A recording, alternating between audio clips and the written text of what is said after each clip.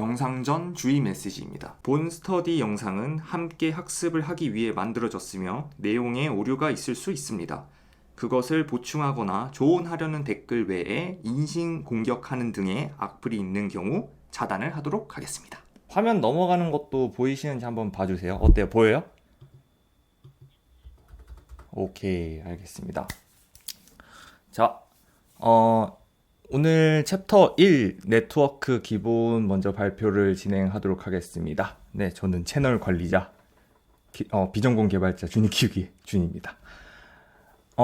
챕터 1에 이제 네트워크 기본 이 챕터에서는 책 전반에 걸쳐서 네트워크에 대한 이야기를 할 거고요.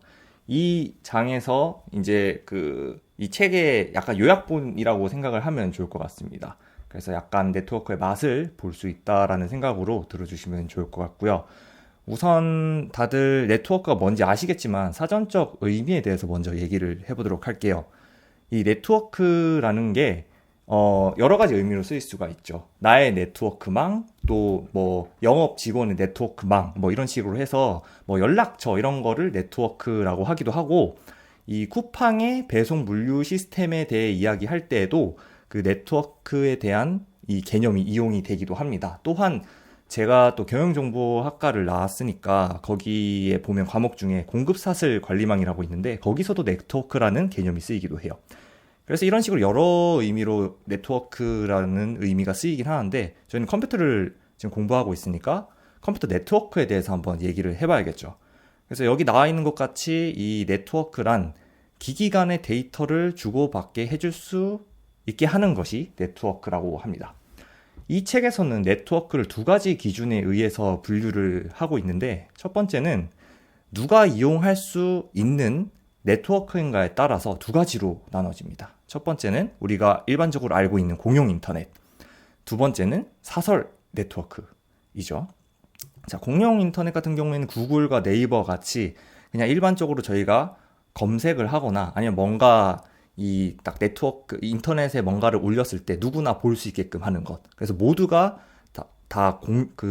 평등한 선상에서 데이터를 주고받을 수 있는 그런 게 이제 인터넷이다. 공용 네트워크다라고 보시면 될 수 있습니다.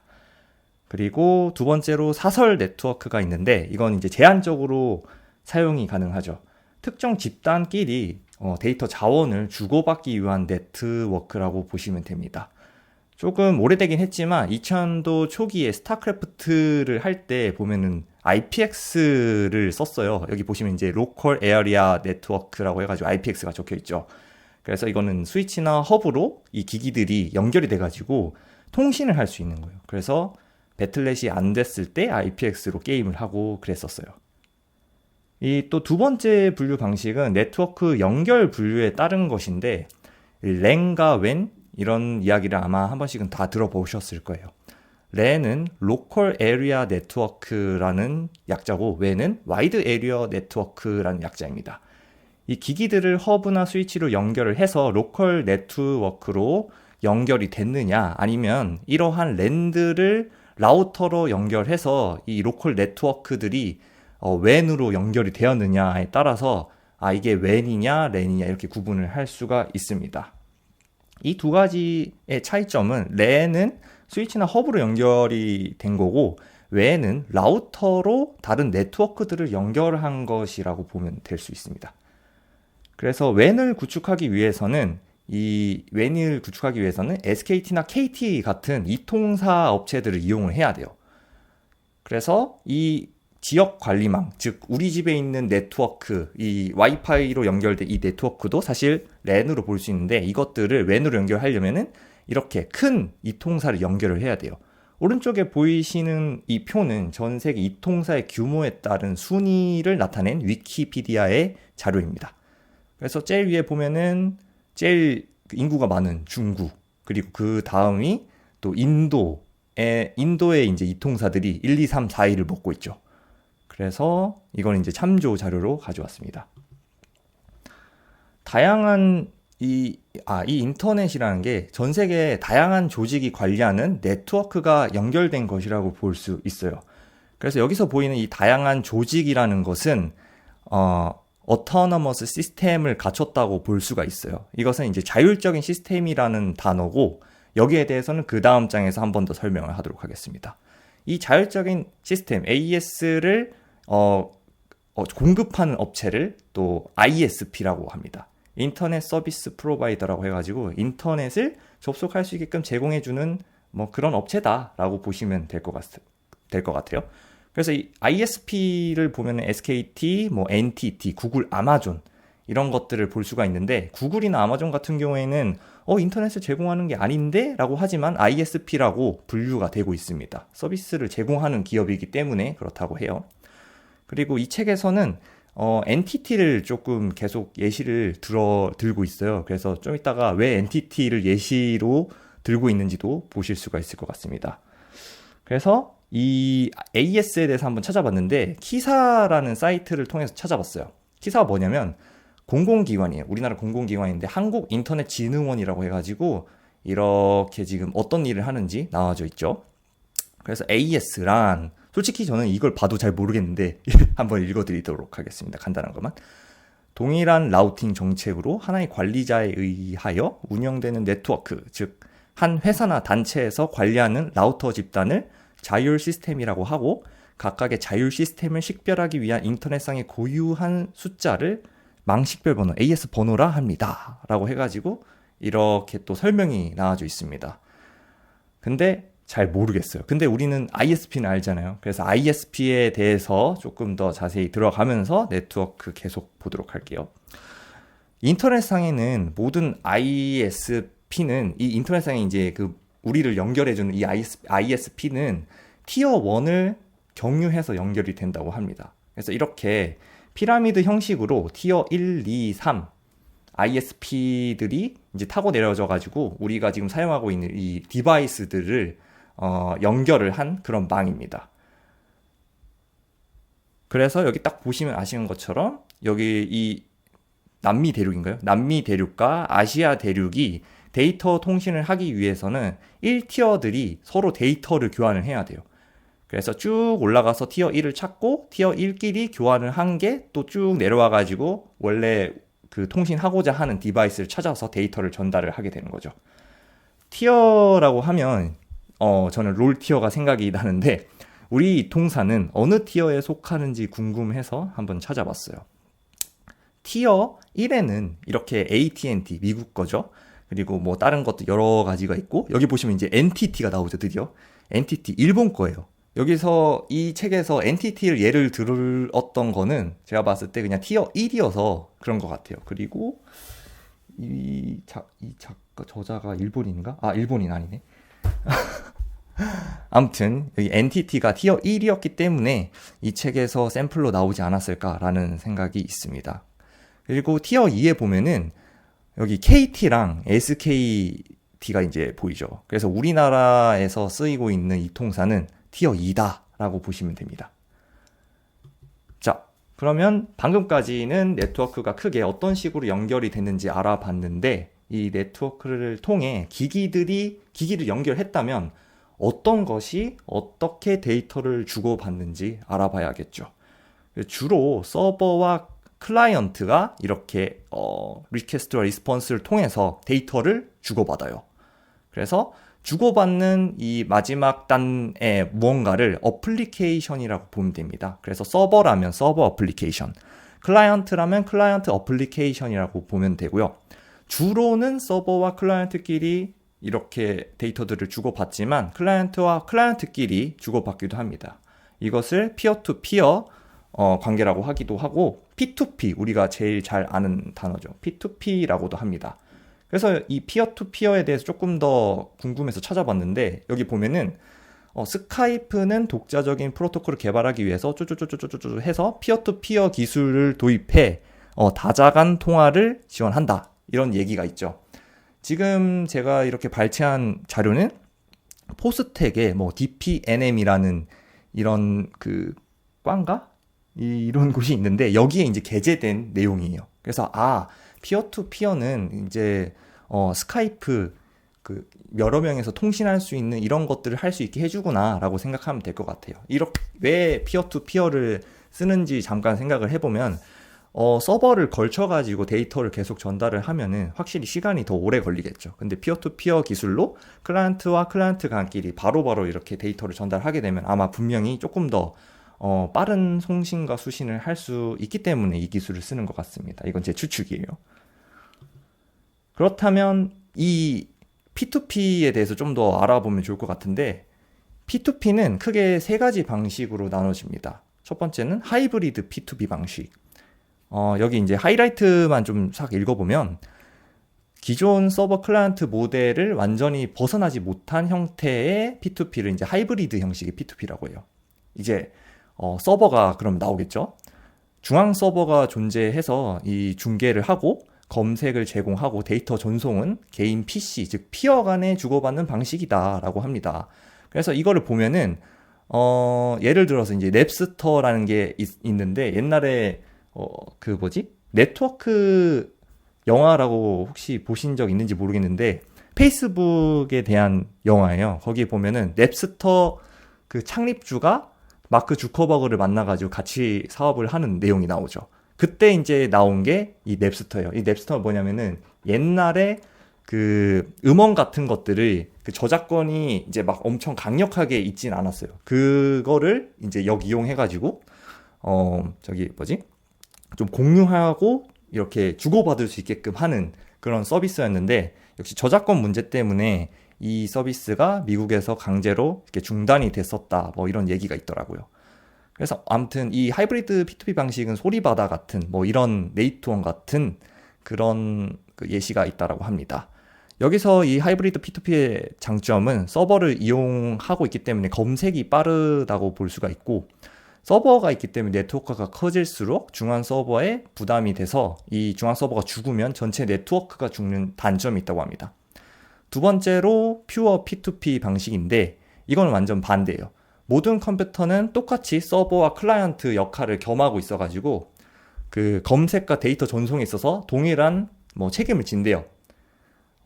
이거는 이제 그 위에서 이제 하이브리드 P2P 방식과 다르게 서버가 없기 때문에 네트워크 증가에 따른 비용이 제로에 가깝다고 합니다. 그래서 이게 좀 커지면 커질수록 장점이 있다라고 하고 있어요. 그리고 중앙 서버가 없기 때문에 네트워크 제어를 할 수가 없고, 뭐 파일 목록 검색할 때마다 네트워크의 모든 컴퓨터를 검색해야 되기 때문에 검색 속도가 뒤떨어진다고 합니다. 완전 반대죠, 하이브리드 방식과.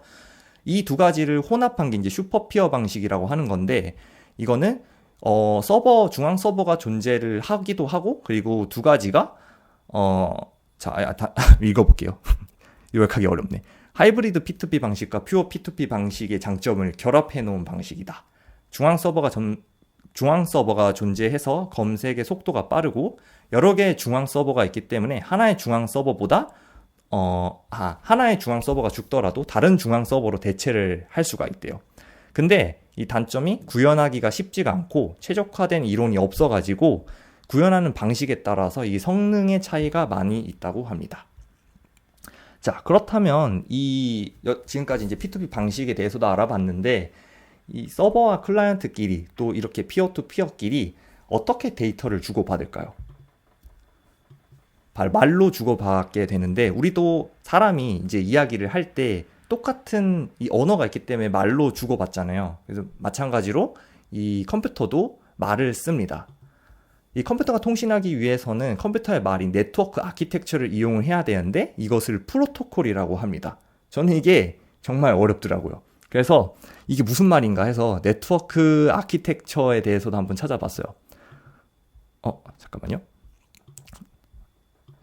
네, 네트워크 아키텍처에 대한 의미인데, 위키에서 찾은 내용이에요. 컴퓨터 네트워크의 디자인이다. 네트워크의 물리적인 요소들과 기능, 조직, 구성, 동작 원칙, 절차, 통신 프로토콜의 사용을 위한 프레임워크다. 저는 이게 무슨 말인지 잘 모르겠더라고요. 그래서 이거 그냥 대충 읽어보면 프로토콜이랑 거의 비슷한 내용인 것 같아요. 그래서 웬만하면 그냥 프로토콜이라고 하면 좋겠다, 이런 생각이 있습니다. 이 프로토콜의 종류는 지금 책에서 나오는 건 5개예요. 우리가 제일 잘 알고 있는 OSI 7계층, OSI가 있고, 그 다음에 OSI 4계층이라고 부를 수 있는 TCP/IP 프로토콜, 그리고 아까 전에 봤었던 IPX 프로토콜, 그리고 애플에서 자체적으로 개발한 애플 토크가 있습니다. 이 애플 토크 같은 경우에는 IPS가 아니고 TCP/IP가 개발되기 전에 이들이 자체적으로 개발한 건데, TCP/IP가 나오면서부터는 이 애플 토크를 쓰지 않았다고 해요. 거기에 더해서 분산 컴퓨팅이 있는데, 이 컴퓨터끼리 이제 소통을 할 수 있게끔 만들어진 그런 프로토콜이라고 보시면 될 것 같아요. 근데 여기에 대해서는 저도 자세히는 모르겠습니다. 어쨌든 이걸 봤을 때 네트워크를 하려면 기기들끼리 프로토콜을 쓴다라고 보시면 되겠죠.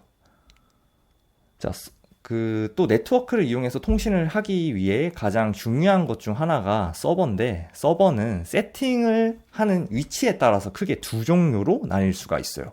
첫 번째는 온프레미스 방식이라고 해가지고 기존 방식이고, 두 번째는 클라우드인데, 이 온프레미스 방식은 뭐냐면은 옛날에 서버를 회사에 뒀어요. 아니면 뭐 어떤 공간에 둬가지고 컴퓨터들을 이제 서버로 두고 그것들을 이용을 했었죠.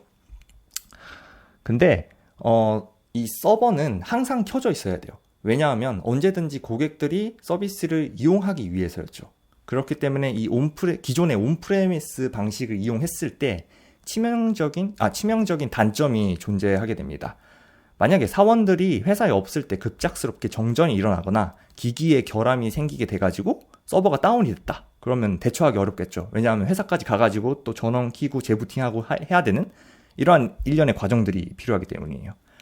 그렇기 때문에 두 번째로 이제 클라우드 서비스라는 것을 그다음부터 사람들이 많이 이용하게 됐는데, 이것은 이제 사내 이런 거 서버를 두는 게 아니고 되게 큰 기업 업체, 우리가 잘 알고 있는 AWS, 그런 뭐 구글이나 이런 곳에서 자기들이 알아서 서버들을 이제 쓸 수 있게끔 관리를 해주고, 우리는 그냥 쓰기만 하면 되는 그런 서비스, 이런 거를 이제 클라우드라고 하고 있어요. 자, 이제 마지막으로 이 클라우드 서비스에 대해서 한번 알아보려고 합니다. 클라우드 서비스, 잠깐만요. 네. 클라우드 서비스는 이용할 수 있는 이 자원의 범위에 따라서 이렇게 세 가지로 분류를 할 수가 있어요. 첫 번째는 IaaS고, 두 번째는 PaaS, 세 번째는 SaaS예요. 이걸 또 한마디로 정의하면 IaaS 같은 경우에는 재료만 제공을 한다라고 보시면 되고, PaaS는 미들웨어를 포함해서 그 재료와 함께 미들웨어를 포함해서 제공을 해주는 반조리 상태예요. 반면에 이제 SaaS는 전부 다 제공을 하는 거죠. IaaS 같은 경우에는 AWS의 EC2 같은 물리 서버를 제공을 하고 있고요. 우리가 EC2를 이제 쓰게 되면은 OS를 우리가 원하는 거를 이제 선택을 해가지고 깔아서 서버로 쓸 수가 있어요. 그래서 이 하드웨어만 제공하는 거를 이제 IaaS라고 합니다. 반면에 PaaS 같은 경우에는 미들웨어를 제공을 한다고 하는데, 솔직히 이거는 잘 모르겠어요. 뭐를 정확하게 미들웨어로 하는 건지 모르겠는데, 책에서 보면 이제 데이터베이스 등이라고 하잖아요. 데이터베이스 같은 약간 하드웨어에 곁들여가지고 뭔가를 서비스를 제공할 수 있는 그런 것들을 얘기를 하는 것 같아요. 예시를 보면 이제 뭐 SAP 클라우드가 있고 애저, 헤루쿠 이런 것들이 있다라고 하는데, 저는 사실 이거를 안 써봐가지고 모르겠어요. 그래서 여기서는 제가 질문 하나 드려보고 싶은데, 혹시 이거를 써보신 분이 있을까요? 파스 서비스? 없으신가요? 대식님 말씀해 주세요. 일단 SaaS에 대해서 마지막으로 설명을 하도록 하겠습니다. SaaS 같은 경우에는 하드웨어, 미들웨어, 그리고 어플리케이션까지 전부 다 쓸 수 있게끔 제공해주는 완조리 제품입니다. 그래서 이거의 이제 제품을 보면은 구글 클라우드, 네이버 클라우드, MS 오피스 365 뭐 이런 것들이 있죠.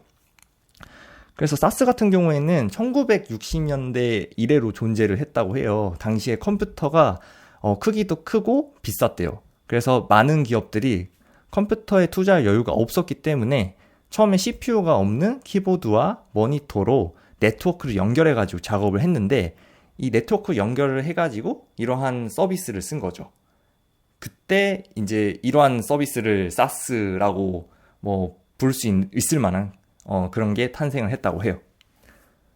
네, 여기까지가 제가 네트워크 구성 1장에 관련돼서 준비한 내용이고, 대식군 혹시 마이크가 연결됐나요? 오, 감사합니다. 거의 한 90% 정리된 것 같긴 한데. 네, 더 보충 설명 있나요? 오케이. 저 질문이 있어요. 뭐냐면, 사스 보면 이제 구글 클라우드, 네이버 클라우드 뭐 이런 식으로 있잖아요. 그 파스 같은 경우에 우리가 조립할 수 있다라고 했으니까 더 이상 뭔가 개발을 할 수 없는 상태에 있는 완전 완제품을 사스라고 하는 거죠. 그러면 그 네트워크 아키텍처라는 게 그러면 하드웨어적인 부분과 그 소프트웨어라고 해야 되나? 그런 프로토콜이 합쳐진 그런 개념이라고 보면 되나요? 음, 전체 모델이다. 네. 아, 전부 다를 포함하고 있는 게 네트워크 아키텍처. 아, 그런 거였구나. 아, 그래서 제가 이해가 자꾸 안 되는 거였군요. 혹시 그럼 또 다른 질문 있으실 분 계실까요? 네, 없네요. 감사합니다. 그럼 없으면은 일단 여기서 잠깐 종료하고 잠깐만요. 이거 끌게요. 이거 끄고